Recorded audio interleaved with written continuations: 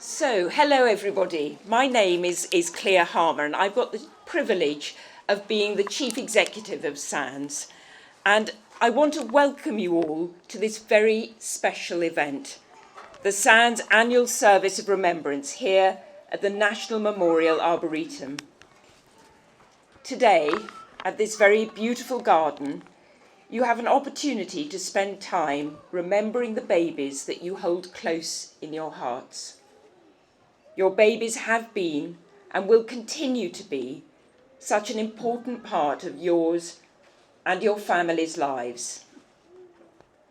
In remembering them, we can also acknowledge and celebrate your deep love for them and the fact they will have touched your lives in unique ways. Despite the fact that they are not here, they will always be a central part of today. As Paulo Coelho wrote, never. We never lose our loved ones. They accompany us. They don't disappear from our lives. We are merely in different rooms. June is SANS Awareness Month. The 2022 theme of community recognises the importance of having those around you who understand, who can walk alongside you, who may be at different stages of their journey, but who can grow together with you. This is what our SANS community is all about. Today, we have all come from far and wide as an acknowledgement of our babies and to celebrate the love that we have for them. Holland. When you're going to have a baby, it's like planning a fabulous vacation trip to Italy. You buy a bunch of guidebooks and make your wonderful plans. The Colosseum, Michelangelo's David, the gondolas in Venice. You may learn some handy phrases in Italian. It's all very exciting. After months of eager anticipation, the day finally arrives. You pack your bags and off you go, and several hours later the plane lands. The steward comes in and says, "Welcome to Holland."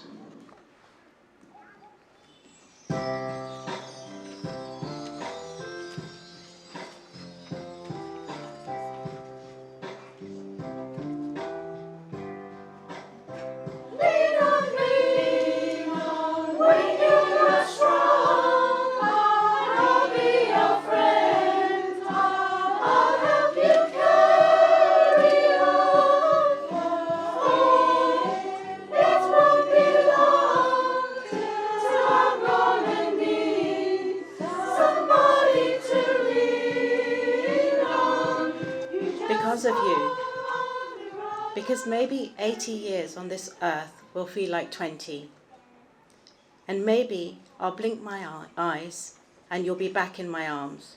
For now, I'll soak in every moment, try as hard as I can to spread every ounce of love, try as I can to live for a reason so that on that day I'll run and tell you everything I was able to do, not for me, but because of you. Every day is one day closer to you. Holland, you say? What do you mean, Holland? I signed up for Italy. I'm supposed to be in Italy.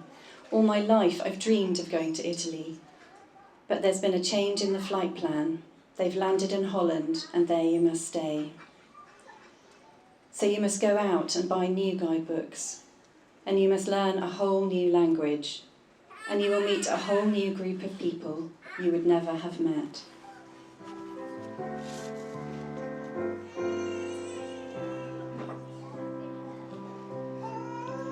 When the rain is blowing in your face, and the whole world is on your case, I could offer you a warm embrace to make you feel my love.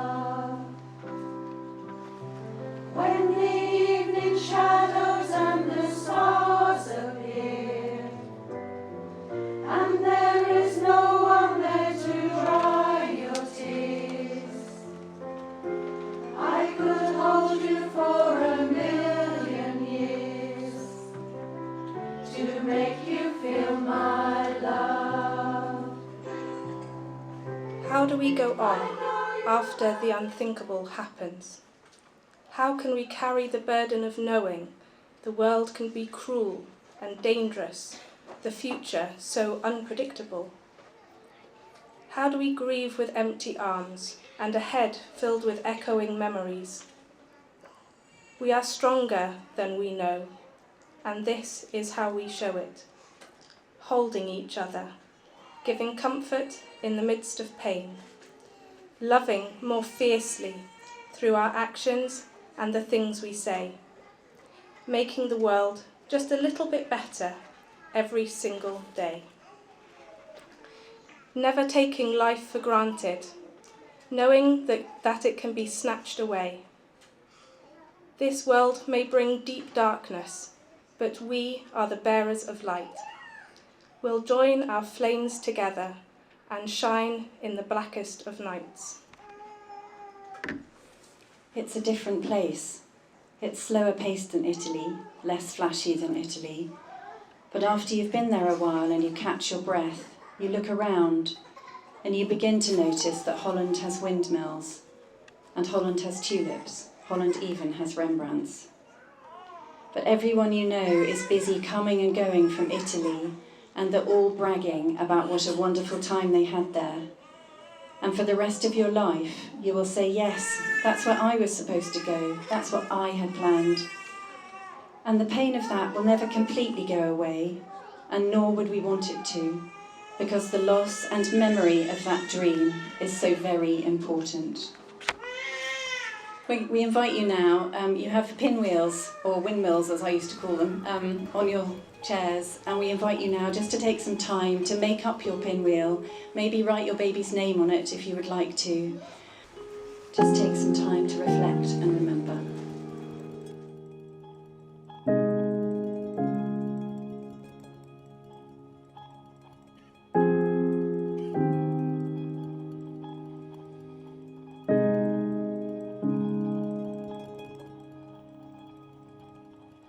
Enter the wild with care, my love, and speak the things you see. Let new names take and root and thrive and grow. And even as you travel far from heather, crag and river, may you, like the little fisher, set the stream alight with glitter. May you enter now as otter, without falter into water. Look to the sky with care, my love, and speak the things you see. Let new names take a root and thrive and grow. And even as you journey on, past dying stars exploding like the gilded one in flight, leave your little gifts of light.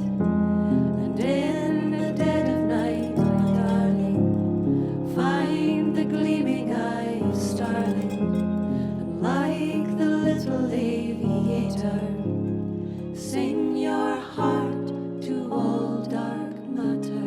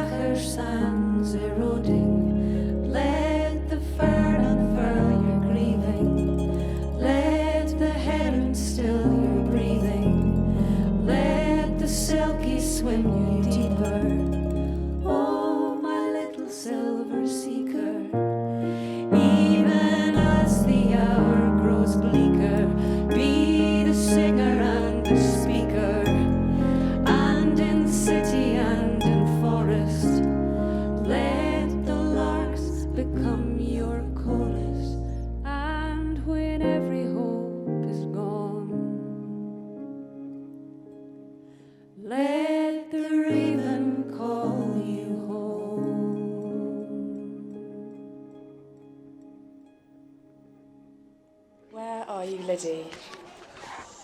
Today is Liddy's birthday. Birthdays are happy days, full of excitement, fun and laughter. But Liddy isn't here today, even though it is her birthday. Today the house is ever so quiet. The cards downstairs are sad cards. Henry wants to play superheroes, but George doesn't want to play today. "Why, Georgie, sad?" Henry asks his big brother. "I miss Liddy. I didn't want to say goodbye," George whispers. "I wanted to fly up in a rocket to see her. Mummy says we can't go where she is now. I asked what happened to Liddy, where she went, how she got there, and who is looking after her. Mummy says she's a special kind of fairy in a beautiful magic land. Why can't I go there and see her? Where is it? I looked in my map book, but I couldn't find it, so I went to ask Daddy. Daddy says she's a little angel up in the stars. But when I asked which star, Daddy didn't know, and there are hundreds and thousands of them. So I asked Granny. Granny says Liddy is everywhere, in the wind, the leaves, and the flowers. You can't be in 3 places at once, Henry. Mummy says that too." George took a deep breath. "Henry," he asked, "where do you think Liddy is?" "Liddy gone. Liddy died," Henry says. Both boys sat quietly. Henry doesn't want George to feel sad. He wants George to feel happy. "We can still feel happy even though we feel sad, Henry. It's okay to cry and then play. We can have fun too." In the corner of the bedroom is the dressing up box. Henry loves dressing up.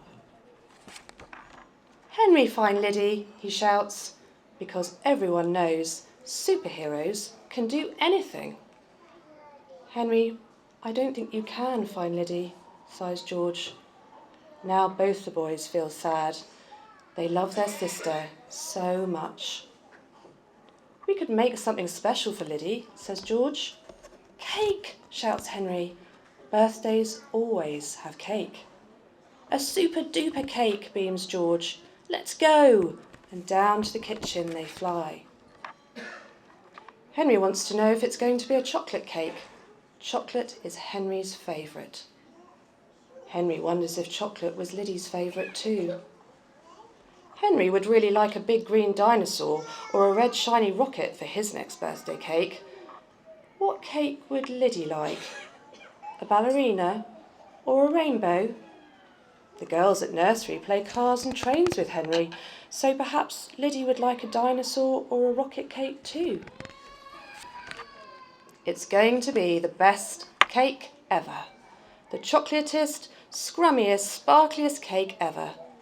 We've weighed it and mixed it and stirred it and licked it. Are we ready to bake? Bake! 5, 4, 3, 2, 1, lift off! The delicious smell of chocolate tickles their noses, reminding the boys of happy times. "Cake's ready?" asks Henry. "Yes, they're done." Now for the icing, sprinkles and lots of colour. We're almost finished, just something to go on the top. "Henry, you can choose for Liddy," smiles George. It's going to be just right, a special cake for a special day. Dino roar! Abracadabra!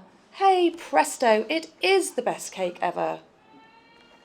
Liddy party, chants Henry, jumping up and down. George isn't sure about a party. Liddy isn't there. Then he remembers Daddy always says, Liddy isn't here, but she is still part of our family. And Mummy says, Liddy will always be your big sister, Henry, and your little sister, George. She will live in our hearts forever. Okay, let's have a party for Liddy, cheers George. They get toys and a tea set, a balloon and some bunting. Race Georgie, shouts Henry at the top of his voice. The wind rustles gently through the leaves in the trees, and the warm sun shines down on the happy little party. Henry is watching the pink balloon dance on the end of its string. He runs off and comes back with some paper and crayons. "Boon for Liddy," he sings and hums his favourite song. George and Henry smile at each other. "Can I draw something in your picture, please, Henry?" George asks. The boys run back across the garden to show everyone. "Look at our card for Liddy." Each year, George and Henry make a special cake and a happy card for their sister on her birthday. A special day for a very special little girl. The end. I've been in Holland for over a decade now. It has become home.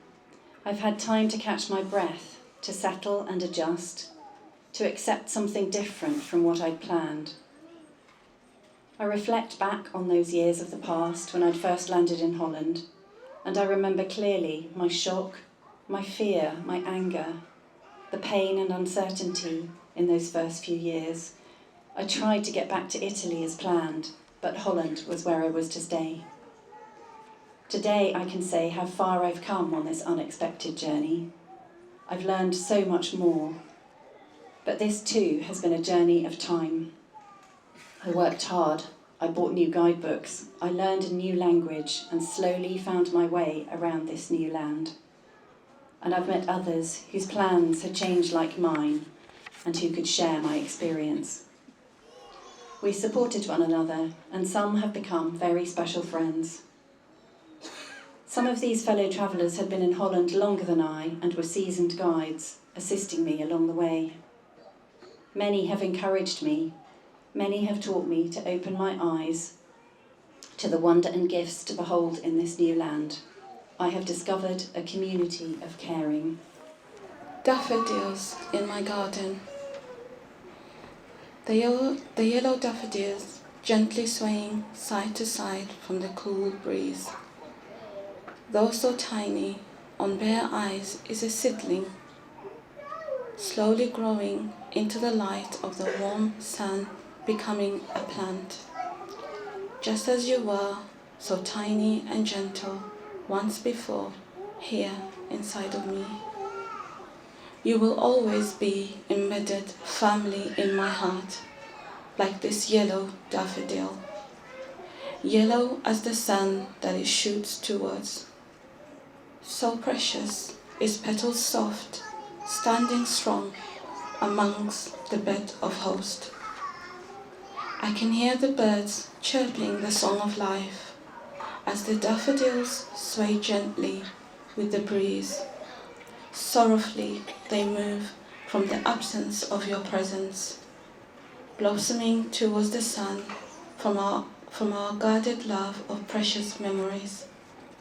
Whilst the butterflies are fluttering their colourful wings around the yellow daffodils, each petal of the daffodils representing my love for you here, always and forever. We'd like to invite you now to come to the Sands garden with us and to place your pinwheel in the garden.